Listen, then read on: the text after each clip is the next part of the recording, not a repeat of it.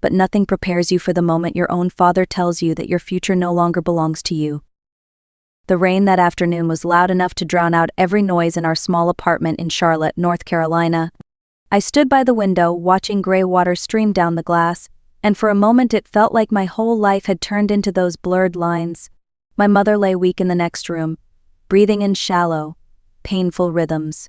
The smell of medication filled the air, mixing with the quiet despair that had settled into our home. I had just returned from my shift at the public library when my father called my name. His voice cracked in a way I had never heard before.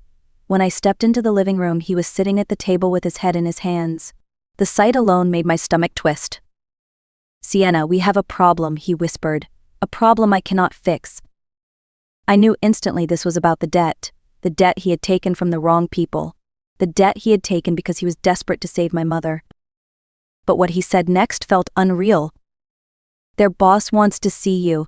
If you agree to marry him, the debt disappears. Your mother gets full treatment. Everything goes away." I stared at him, shocked, unable to breathe. That was the moment my old life ended. I could barely move after hearing my father's words. The room felt smaller, the air heavier, as though every breath carried a new layer of fear. My father, Wayne Brooks, had always been a proud man, the kind who worked 2 jobs without complaint. Seeing him tremble like that told me everything. He had run out of options. Mom lay in the bedroom, too weak to stand on her own. Martha Brooks had always been the heart of our home, the warmth that held all 3 of us together. But over the past year, her illness had stripped away her strength, her energy, and now, our financial stability. Medical bills stacked up higher than the books I shelved at the library. Insurance denied half the treatments. Every day felt like a race we were losing. Dad had tried everything. Borrowing from relatives, asking his boss for an advance, selling our car. But none of it had been enough, and in his desperation he turned to the wrong people. Dangerous people. People who smiled while threatening to take everything from us. He said they gave him 1 week. 1 week to pay back a debt no normal person could ever gather in such a short time. My father avoided my eyes as he spoke, his guilt weighing heavier than any words he could say. "Sienna, I never meant for this to happen," he whispered. "I just wanted to save your mother." I sat down across from him, feeling my pulse pounding in my ears. Who is he? Who is this man who wants to marry me? Dad swallowed hard. Vincent Mercer. He is 58, wealthy, lives outside the city. After a stroke he can barely walk. But he has money. Power. Enough to erase everything we owe. I felt my stomach knot. A man I had never met, offering to buy my future in exchange for my mother's life. My father looked up, his eyes full of shame. "I am so sorry, Sienna. I never wanted your life to be part of this." And yet, it already was. The next morning arrived before I was ready. I barely slept, replaying my father's words again and again. By noon, a black car pulled up outside our apartment building. The engine barely made a sound, the kind of vehicle that belonged in another world, not in a cracked parking lot surrounded by peeling paint and rusted railings. The man who stepped out introduced himself as Ethan Rowe, Vincent Mercer's assistant. He stood tall, dressed in a suit that probably cost more than our monthly rent. His expression was polite, but distant, as if stepping into our neighborhood required effort. He handed me a card with an address, and said the car would take me there if I chose to go. I chose. The drive was silent, leaving behind the crowded streets and moving into open stretches of quiet land. The deeper we went, the more it felt like entering someone else's life. Tall iron gates appeared ahead, opening slowly as the car approached. Beyond them was a sprawling estate, the kind of place I had only ever seen in films. Perfect lawns, marble statues, a mansion towering like a monument. Inside, everything gleamed. Floors polished smooth, chandeliers the size of small cars, paintings with gold frames that looked older than the United States itself. Ethan led me through long hallways until we reached a set of double doors. "Mr. Mercer is waiting in the library," he said quietly. I stepped inside. The room smelled of old books and cedar. Shelves rose high above my head, filled to the ceiling. Near the window sat a large leather chair, turned away from the door. A man's silhouette rested in it, still as stone. "Come closer," his voice instructed, deep, controlled, but carrying a hint of strain. I walked slowly around the chair, and the first thing I noticed was the mask. A dark, half-face mask covered the upper part of his features. The left side of his face, partially visible beneath it, was slack and unmoving. His left hand rested lifelessly on the armrest. He didn't look at me for a long moment. When he finally did, his right eye studied me with unsettling precision. "So, you're Sienna Brooks," he said. I nodded, unsure whether to sit or stay standing. He gestured toward a chair opposite him. "You want to know why I asked for you, why someone like me would make such a request?" My voice felt trapped in my throat. I managed only one word. "Why?" He leaned forward slightly, the cane in his right hand supporting his weight. "Because you are not here for greed," he said. "You came because you want to save your family. And that, Miss Brooks, tells me everything I need to know about your character." I didn't know what to say. I only knew my life had just crossed a line there was no stepping back from. I left the library that day feeling as if the ground beneath me had shifted. Vincent Mercer had not threatened me, had not begged, had not pretended. He simply laid out the truth and allowed me to choose. But when a man holds your mother's life in his hands, is it really a choice? The next morning, Ethan arrived again. This time, he brought documents confirming that my mother's treatment would begin immediately. Another set confirmed that my father's debt was cleared. No conditions, no hidden clauses. All that remained was my decision. By noon, I packed the few clothes I owned and stepped into the car waiting outside. My father tried to speak, but the words caught in his throat. My mother, still too weak to stand, reached for my hand. "You do not owe us your life," she whispered. "You know that, right?" I swallowed hard. "I know, but I also know you deserve to keep yours." The estate felt different this time, less intimidating yet more imprisoning. A beautiful cage is still a cage. Ethan led me to the third floor, where a set of double doors opened into a suite larger than our entire apartment. Pale walls, soft lighting, a bed draped in rich fabrics, a walk-in closet that felt endless. Inside were clothes, dozens of them, dresses, blouses, coats, shoes arranged in perfect rows, all my size. "Where did these come from?" I asked quietly. "Mr. Mercer had them prepared," Ethan said. "He believes a wife should be comfortable." A wife. The word echoed like an unfamiliar tune. Dinner was scheduled for 7. I changed into a simple dress and made my way downstairs. The dining room I entered was not a room. It was a hall, its long table set for 2 at opposite ends. Vincent sat already, mask in place, posture straight despite the stiffness in his body. "Please sit," he said. The distance between us felt symbolic. He ate slowly, movements careful. I'd barely touched my food. The silence stretched long between us, yet it did not feel hostile, more like two people learning the outline of each other's presence. "Tell me about your life," he said eventually. "What did you do before all this?" "I worked at the public library," I answered. "I like to read. Classics, stories that make you feel less alone." He nodded. "I know something about loneliness." There was no accusation in his voice, only truth. And as I looked at him across the table, surrounded by wealth I could never fathom, I realized something unsettling. I was not afraid of him. I was afraid of what my life had become. The wedding happened 3 days later, though calling it a wedding felt generous. It was more like a quiet transaction written into the fabric of an ordinary morning. No guests, no music, no celebration, just a signature that tied 2 lives together for reasons neither of us would ever brag about. Ethan drove us to the county clerk's office, a modest brick building with flickering fluorescent lights and a waiting room that smelled faintly of old coffee. Vincent walked with his cane, each step slow but deliberate. I stayed beside him, unsure whether to offer an arm or keep my distance. The ceremony lasted less than 10 minutes. The clerk read the vows in a monotone voice, barely glancing up as he did. Vincent repeated his lines quietly, steady despite the strain I could hear beneath his words. When it was my turn, my voice shook, but I spoke clearly. I had to. My mother's life depended on it. When the clerk pronounced us husband and wife, Vincent did not reach for my hand. He simply lowered his head slightly, as though acknowledging the weight of what we had just done. "Thank you, Sienna," he murmured when we stepped outside. "Thank you for giving an old man a little more time." I did not respond. The air felt heavy, too full of unspoken truths for either of us to navigate. The car ride back to the estate passed in silence. I stared out the window, watching the world blur by. I was Mrs. Mercer now. But nothing about it felt real. In the days following the wedding, My new life settled into a rhythm that felt both too quiet and too heavy. I woke in a room bigger than the library office where I used to work. I ate meals prepared by people who barely spoke above a whisper. I walked through hallways so wide they echoed with every step I took. But nothing felt like it belonged to me. Vincent and I kept a polite distance, carried by a strange courtesy that did not erase the truth beneath it. He never demanded anything from me. He never crossed a line.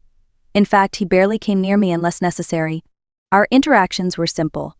Breakfast at 8, dinner at 7, a few minutes of conversation in between. One afternoon I found him in the library, sitting near the window with a book open in his lap. The mask was still on, but his posture seemed different, softer, somehow. "Do you want me to read to you?" I asked without thinking.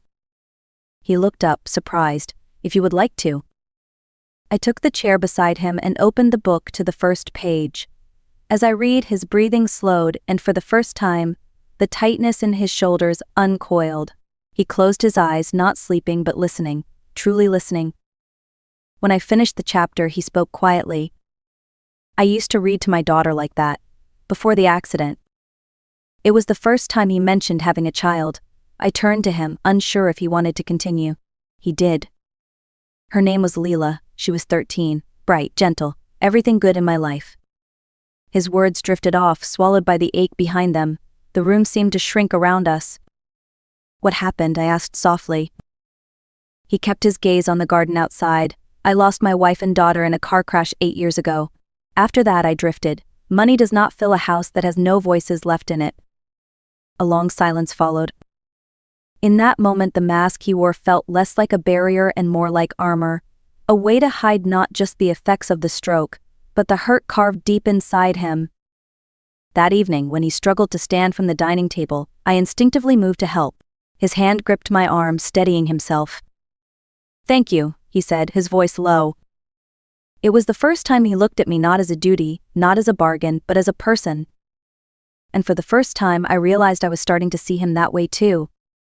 A week later, the quiet routine I had begun to grow used to shattered in a single moment. When I returned from visiting my mother at the clinic, an unfamiliar luxury car was parked in the circular driveway. Its engine was still warm, humming low like something alive. Inside the entrance hall stood a man who resembled Vincent in all the ways that mattered, yet none of the ways that softened him. He was younger, maybe in his early 50s, sharply dressed and wearing a smile that felt more like a blade than a greeting. "You must be the new Mrs. Mercer," he said, extending a hand. "Caleb Mercer, Vincent's younger brother." I hesitated before taking his hand. His grip was firm, too firm, as if he felt the need to prove something within the first 5 seconds of meeting. "I did not know Vincent had a brother," I said. He chuckled. "That is because Vincent prefers keeping secrets, especially the ones that expose how lonely he is." Something about his tone made my skin crawl. Ethan appeared down the hall, tense, as if expecting trouble. "Caleb is here to see Mr. Mercer," Ethan said carefully. Caleb brushed past me without waiting. "Lead the way." I would hate to let my older brother think I came all this way, just to admire the wallpaper. When they disappeared upstairs, I followed at a distance, not close enough to intrude, but close enough that when Caleb raised his voice, it carried through the cracked doorway. "Well, Vincent," he scoffed, "so this is your solution. You went and bought yourself a young wife. Must be nice to use money to fill the silence." Vincent's reply was steady but tired. "What do you want, Caleb?" "Oh, nothing. Just checking whether you have updated your will. After all, accidents happen. And we would not want the wrong person inheriting the estate." My breath caught. Caleb continued, his voice dripping poison. "Let me guess. You promised her the fortune already, did you not? Or is she still waiting?" Silence, heavy, sharp. For the first time I realized Vincent had not yet changed his will. The entire estate still belonged, by law, to the man now standing over him with a smile that could kill. My hand shook against the doorframe. This visit was not about family. It was about what my life had stepped into. Caleb left the estate shortly after, satisfied in the way a person is only satisfied when they know they have caused damage without lifting a finger. I remained frozen in the hallway long after the front door closed behind him. Every word he said clung to me like cold air. That evening, I found Vincent sitting in his study, the mask resting on the desk beside him. His posture was rigid, his gaze distant, He did not need to turn to know I was there. "You heard everything," he said quietly. I stepped further into the room. "Yes, I did." He nodded, almost as if he had expected it. "I planned to change the will. I asked the notary to prepare the papers, but he was out of town. I just wanted time to tell you properly." He looked up then, and there was no power in his eyes. Only worry. Only fear that I might see him the way his brother wanted me to. I sat down across from him. "I do not want you to do it." His brows furrowed. "Sienna, you deserve security. After everything you gave up, everything you stepped into for your family, it is only right that I shook my head. "No, if you change your will now, every time you feel sick, every time you stumble, I will wonder if you think I am waiting for your money. I do not want that hanging between us." His throat worked as he tried to speak. I leaned forward. "When you leave something behind, let it be because you truly wanted to, not because we made a deal on one desperate day." For a long moment he said nothing. Then his voice broke in a way I had never heard. "You are remarkable, Sienna, more than I ever expected, and more than I deserve." For the first time since I entered that house, the weight between us shifted. We were no longer two people bound by a bargain. We were two people trying to choose something different. The calm that followed our conversation did not last long. Something in the house felt different over the next few days, as if an invisible thread had been pulled too tight. Ethan moved around quietly, more cautious than usual. The staff spoke in softer tones. Even the air seemed to shift. It was Esther, the housekeeper, who came to me first. She knocked on my door late one evening, her face pale. "I heard something you need to know," she whispered. "Ethan was on the phone earlier. He thought he was alone, but I was in the hallway. He was speaking to Caleb." My stomach dropped. "Speaking about what?" "About Mr. Mercer's health," she said, "and about timing. He said it would not be long now. That the man was weaker by the day." She paused. His tone frightened me. I wanted to believe it was a misunderstanding, but doubt had already planted itself inside me. I began staying closer to Vincent, joining him for meals, reading to him more often, making sure he was never alone for long. The truth arrived the following morning. When I entered the study with his tea, Vincent was staring at a document in his trembling hand. His face had drained of color. "Sienna," he whispered, "I never signed this." I took the paper from him. It was a bank transfer, a large sum, sent to an offshore account. The signature looked almost identical to his, almost, but the flourish on the final letter was missing. "Someone forged your name," I said quietly. "Only one person has full access to my accounts," Vincent murmured. "Only Ethan." Before I could respond, the study door burst open. Ethan stood there, his expression stripped of the careful politeness he always wore. In his hand was a gun. He sighed, as if annoyed. "I hoped you would not discover this yet." My heart slammed against my ribs. Ethan stepped inside, closing the door behind him. "You two have made this far more complicated than it needed to be." Ethan raised the gun as though he had rehearsed this moment 100 times. His voice was cold, stripped of every polite tone I had heard since the day we met. "It was supposed to be simple," he said. "The old man falls. Everyone believes it was an accident. Caleb inherits everything, and I finally get what I earned after 20 years of serving him." Vincent tried to stand, but the weakness in his leg made him wobble. "Sit down," Ethan snapped. "You could at least make this easy." I stepped in front of Vincent before I even realized I was moving. "You will not touch him." Ethan laughed. "That is adorable. Do you really think you can stop me?" But before he could take another step, the door slammed open. Esther charged inside, gripping a heavy brass candlestick in both hands. She swung with all her strength. The impact cracked through the room. Ethan crumpled to the floor, the gun skittering out of his grip. "I called the police," Esther said, breathless. "They are already on the way." Minutes later, officers swarmed the estate. Ethan was handcuffed and taken out on a stretcher, still unconscious.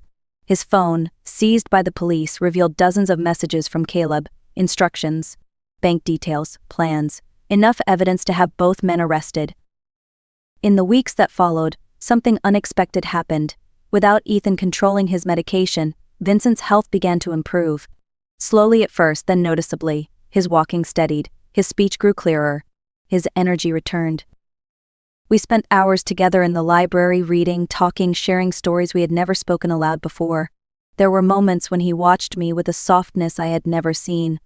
Moments when I found myself waiting for him, thinking about him, caring in ways I had not planned. One morning, as we walked through the garden, he reached for my hand, not out of weakness, but out of intention. "Sienna," he said gently, "I never wanted to burden you. But I want you to know something. You have brought life back into this house, back into me." My heart tightened, because somewhere along the way I had begun feeling the same. Spring arrived slowly that year, brushing the estate with softer light and new colors. By the time the flowers along the garden path began to bloom, Vincent could walk without his cane on good days. It still amazed me to see him upright, steady, no longer carrying the weight that once bent him.